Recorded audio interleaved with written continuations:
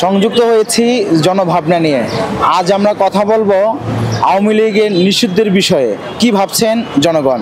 আসুন আমরা দেখি আওয়ামী লীগ নিষিদ্ধের বিষয়ে আমাদের বাংলাদেশের জনগণ কি ভাবছেন। আমাদের সঙ্গেই থাকুন। দেশে গণতান্ত্রিক অধিকার, দেশে সবারই রাজনীতি করার অধিকার আছে। আওয়ামী লীগও আসবে, সবাই করবে, এটা তার অধিকার, এটা গণতান্ত্রিক অধিকার, এটা তার অধিকার আছে। সে নির্বাচনে আসবে অবশ্যই। আমরা ভালো মন্দ এটা আমরাই বাইছে নেব, নির্বাচনে ভোট দেব, আমার অধিকার, আমার যারে খুশি তারে দেব।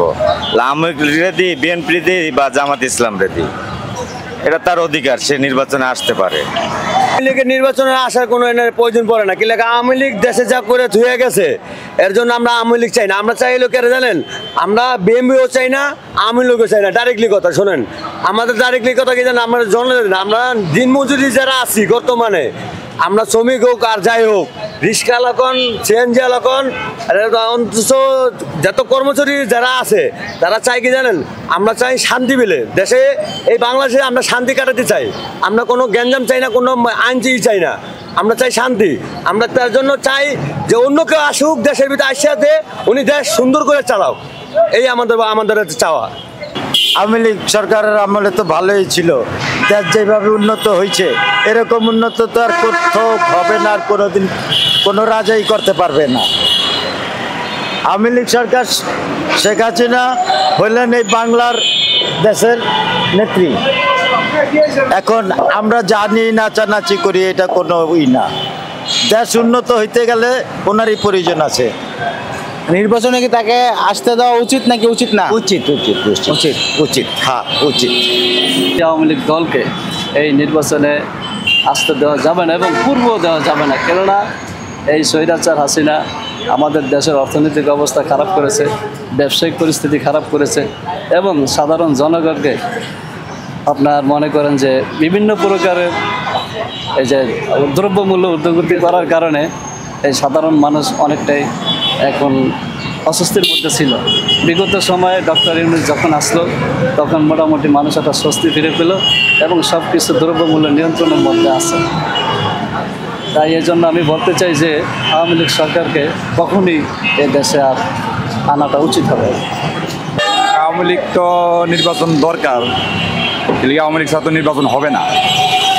কেন, একটা বড় দল আওয়ামী লীগ, ঠিক আছে, বড় দল যদি না আসে তাহলে নির্বাচন হবে কাদেরকে নিয়ে, ঠিক আছে।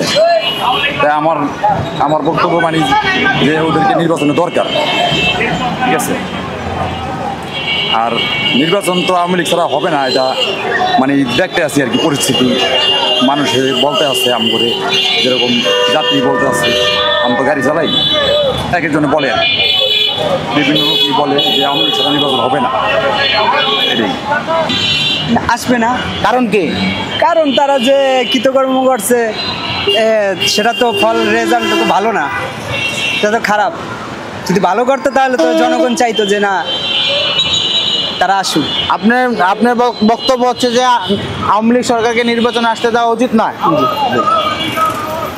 ভালো কাজ কিছু করতে গেলে দুর্নীতির ভিতরে পড়তেই হয় কিনা আপনারা বলেন? সবার কাছে কিন্তু একটা লোক ভালো থাকতে পারে না, যে মনে করবেন আমরা যেরকম দেখছি, দেখেন মানুষে বললে দুর্নীতি। আগে লোক ছিল কতটুকু, 7.5 কোটি। এই কেরানীগঞ্জের ভিতরে কারেন্টের বাতি ছিল না, টেলিভিশন ছিল না, এই কেরানীগঞ্জের ভিতরে। এখন প্রতিটা মানুষ তার হাতে মোবাইল, একটা না দুইটা করে মোবাইল। যে ভিক্ষা করে তারা তো মোবাইল। কি শান্তিতে দিন কাটাইছিল মানুষ, হ্যাঁ? 1500, 2000, 8000, 1500, 1700 আমরা প্রতিদিন কামালে যেতাম। এই মিয়া সাহেব দেখেন, আমি একটা সিএনজি ড্রাইভার, আমার পকেটে কত আছে? 270 টাকা এখনো জমা উড়ে নেই।